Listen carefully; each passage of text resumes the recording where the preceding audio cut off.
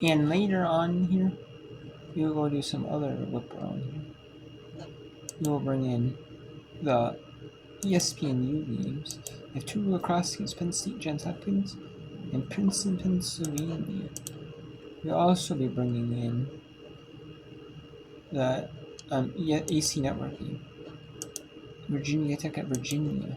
There's no one on the SC Network. SC Network does not have any softball or baseball.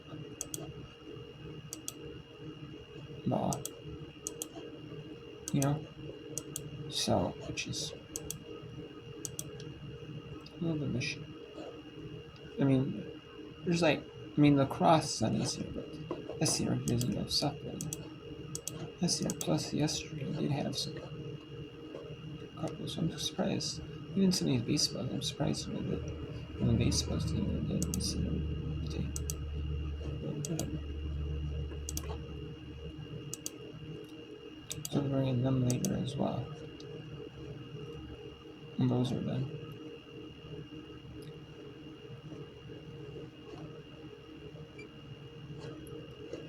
And then we'll bring in also Wofford High Point later.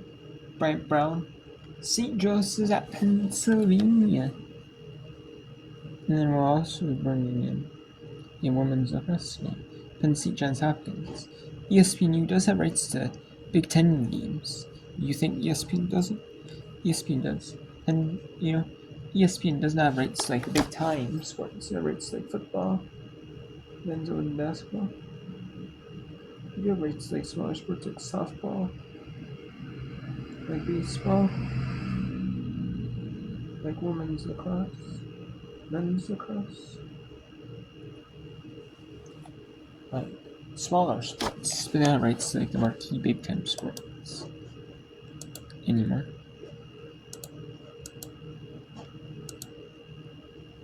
So let's go back to Massachusetts at Dartmouth. We're in the 8th inning. But there's a home run shot. A 2-run home run makes it 9-7.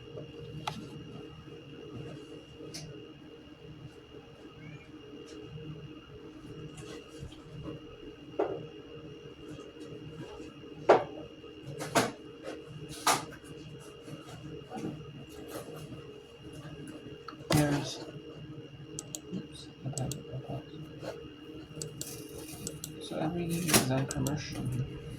What we have here? Yes, we're going to cross the new echo in this pitch. Women's lacrosse battle.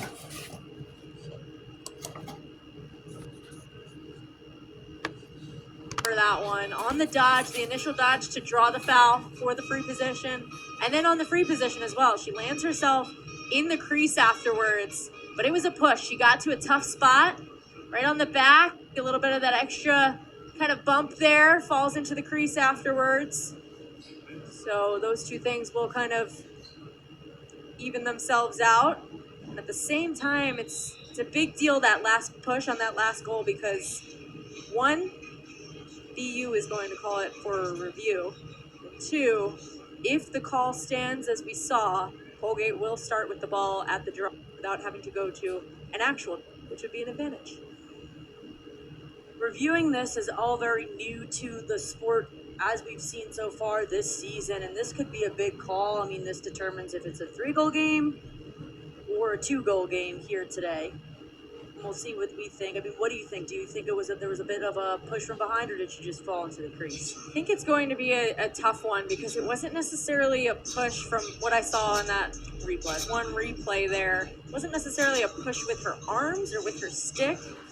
The defender kind of just ended up running into her and bumping her with her hips, which forced her to fall into the cage. So I think it's going to, be a matter of if that's enough evidence to return the call, or if it's going to stand as a push. But I think the referees are going to take their time looking at this one. I think that's, again, as you mentioned, a really important piece, a new rule that's come to the collegiate game so far this year. And again, just kind of almost had their call there, but taking one more peek at it.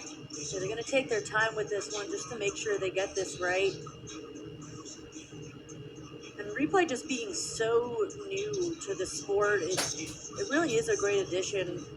been sometimes. I mean, I'm sure you I felt have this a way as review there, so let's go back to UMass at Dartmouth here. 1-0 now. Trying to get the scheme in before the weather gets bad. Like in about an hour. But I mean, it's raining, but light rain. It's not like heavy rain enough to play in it. They want to get it in before they have to be postponed. Postponed. Like delayed due to the rain. No lights at this stadium.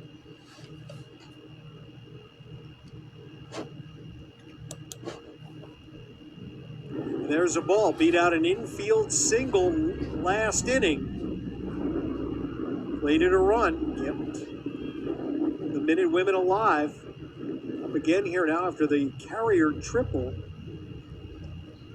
2-0 for Riley, her fourth three-base hit of the year. Second by UMass on the day. They had one earlier by Ryan Keefe. Minute Women up to 11 hits today. And the bats didn't get off the bus, Bob, until the fifth inning. But had some nitroglycerin on them once they got them off the bus.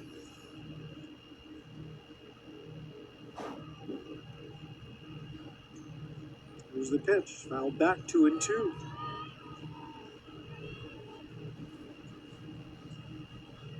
The Dartmouth was playing with a big lead. Coach Williams had gone really to use as many different players as she possibly could in the game today. Wanted to give them a chance to get some innings in, and Dartmouth just couldn't seal the deal. This one blasted to left. That well hit into the corner, but foul. You got more action in the Dartmouth bullpen. This is a tough spot for McCarroll because she probably figured the afternoon was over. Kick your feet up, watch the offense finish this thing off for you. That is Georgia Bilski warming up, I should say, in the bullpen. Fly right side. Be careful, runner can advance from the right field corner. Throw through to the plate. Not in time. Torres will make an out on a foul sacrifice fly that drives in Riley Carrier with another run. UMass extends the lead to 10-7. There's a good strong throw from Ben Ezra there, but just a little bit up the line. You make that decision of, do I catch it or do I just take the foul ball? Knowing that it very well could lead to a run with a speedy runner on base. That's what happened. Nobody on now as Heslin pops into shallow left. Dartmouth will make the play there. That'll end the inning. But 3 in the inning, the big hit. Lydia Castro's home run, and UMass now will try to close it out. They have a 3-run lead. 10-7 heading to the bottom of the 8th. This is Ivy League softball.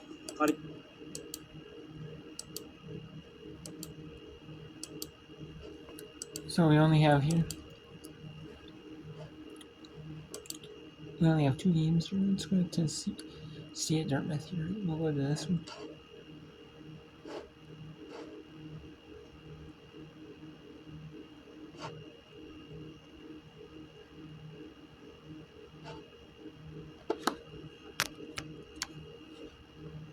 I don't have much. My batteries here, so I'm going to try and pour as much as I can to the batteries up here. Not completely gone, but like maybe 10-15%. And yeah, so.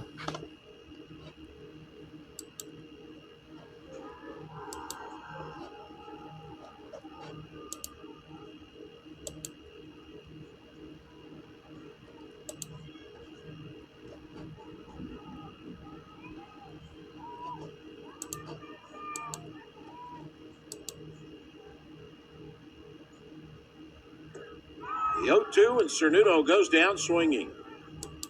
And there's a swing third straight. And 4-0 Chattanooga with the lead. Now Dartmouth. 2-goal lead here with 12 minutes and 22 seconds left over a good UMass Lowell team out of America East. Riverhawks are within one. But you met slow the Riverhawks. Now it's only down 1 with that close range chance. You take advantage of it. Chance on the free position where she is so deadly, and she is not going to be denied. 47th goal of the season for the senior out of Middletown, Maryland. 1 away from tying the program record that she and Chloe Bowers both set just a season ago. Giselle Todd coming to the sideline here. We've got a change in net coming now for the Big Green. Jordan Healy taking the position in crease. Healy, the junior out of Windemore, Pennsylvania, has not played this season. In fact, Healy making her collegiate debut right now. Draw control. 1 here by Kendall. She continues to stack them up. So that was the afternoon here for Giselle Todd. Not often that you'll see her come out of the net. Mentioned off the top, they played every minute this season, save for 8.5 plus against the University of New Hampshire in game number 2. And the reason for that was Dartmouth was well in control. That was a 23-4 win for Dartmouth in game number 2 of the season. So Healy, the junior, who prepped at the Hotchkiss School, making her collegiate debut, looking to stop the bleeding on the back end. Todd here today, been credited with just 4 saves while yielding those 10 goals. Big Green back on the attack, trying to push it to a multi-goal advantage. Christensen looking for some space. Dembele not giving any quarter. Flip back behind the net. Myers looking to feed towards the front. Great read by Skinner to knock it down. No, we should go back to Dartmouth softball. But that's over. UMass wins that one. Yeah, just a really, what a 10-7, UMass. University of Massachusetts takes that one. Now we're bringing High Point. Offered a High Point. We'll bring in these 6 games that are at the earliest here. Then we'll bring in Brian at Brown coming up. We'll bring in Brian at Brown. Most likely when Tennessee State Chattanooga is done. Because that'll be the next game to be done. Then we'll bring in a bunch because there's 3 lacrosse is going to be done. So we can bring in Brian Brown. Liberty at number 11, James Mills. St. Joseph's at Pennsylvania. In softball, and Drake at Northern Ireland softball. We can also bring in the game in ends in lacrosse. Penn State at Johns Hopkins. Tomorrow will be a lot of softball whipped around too. It'll be 2 games in this. It'll be there's a bunch. There's some women's gymnastics, the semifinals, NCAA semifinals are fun. 2 women's lacrosse. And a bunch is softball. Conference play and some in non-conference play. By the way, there's a few in non-conference. Actually, it's all conference. You can see. Or, yeah, it's all conference play. So.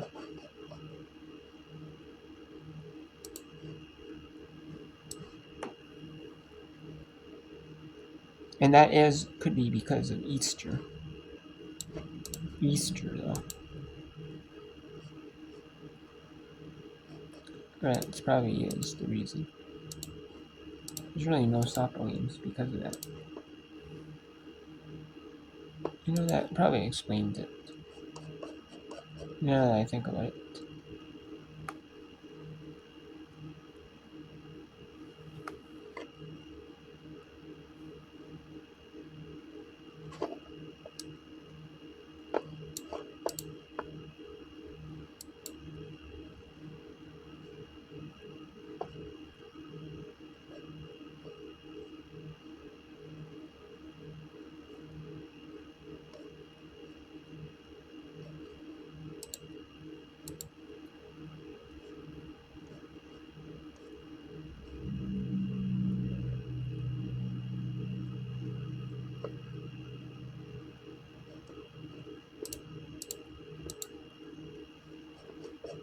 There is a lot of stuff.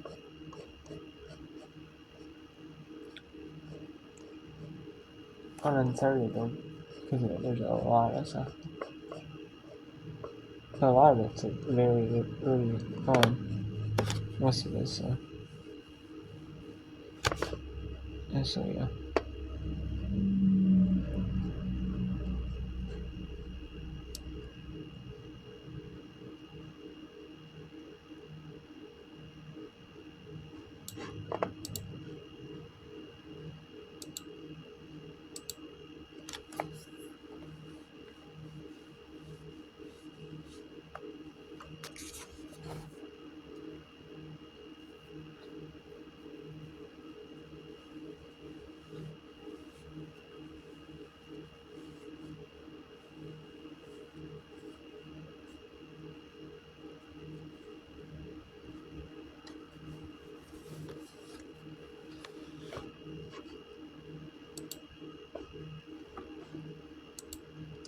Costly turnover.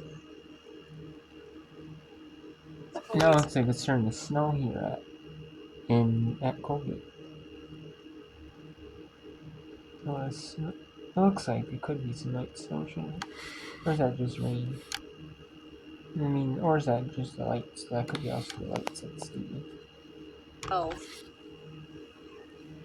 Because they are playing on the football field. Back or defense? A lot of these schools, they might have football field. They play at football fields. They play it on like softball, or they play like soccer and lacrosse in the same field. Most schools have like soccer and lacrosse. A lot of schools, play it on the same field. And there's a goal. Sit. Kate Henning. Just waiting on that crease line patiently, and she is found from her fellow teammate right at X. Aubrey McMahon's 5th assist day. It's that quick ball movement. You mentioned it right before this. Looks as if they were looking to the middle for those looks, but BU's done a nice job covering those cuts coming And from Taylor with another great save so in far High from Point. their offense. Kind of getting the ball to X. Leads 24-4, 28-4 here. 24-8, excuse me. And they're in running clock. 10 goals or more in women's lacrosse. It's a continuous running clock. Unless pretty much like fouls are called or other things. And this is in like other sports, this would be a Big South conference match. It would be Big South versus SoCon non-conference. This is a conference match, either in the SoCon or in Big South.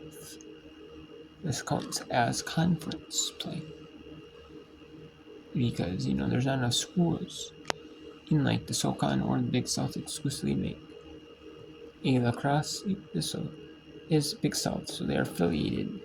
So like Wofford is affiliated with the Big South in women's lacrosse. Some of these schools are affiliated with like other sports, other schools like this. Like they're affiliated with other conferences. Like this could be a SoCon, this could be a Big South conference match. They're affiliated with other conferences, in like certain sports like lacrosse, like bowling. Like you got like usually it's football, basketball, like softball, baseball. You have lacrosse, or you have football, like volleyball in the fall. You have soccer usually is like affiliated with your same conferences. You have like basketball. You do have like wrestling though. That stuff it sometimes has different affiliations. Every school has wrestling. And then you have hockey that could be different affiliations. Every school has hockey, obviously.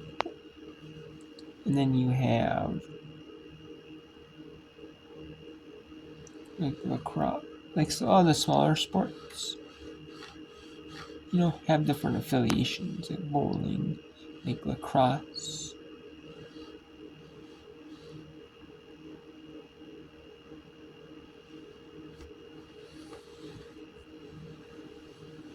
Like, what else?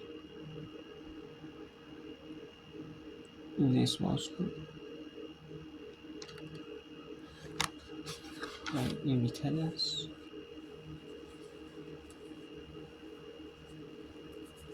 Golf, I would say golf, but golf is, I feel like you got a lot of schools. Maybe tennis, but